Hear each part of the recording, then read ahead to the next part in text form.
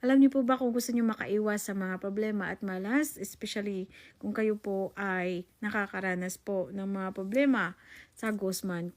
Ito po ang mga naaayon na dapat yung iwasan isuot according to your zodiac sign kasi nagtitrigger po to ng ghost or yung wandering spirits.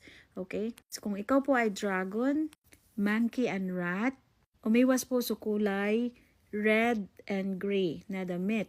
Kung ikaw naman po ay pig, ox, o sheep, wag na wag po ikaw magsuot ng yellow and pink. Kung ikaw naman po ay dog, tiger and snake, umiwas ka sa kulay black and white.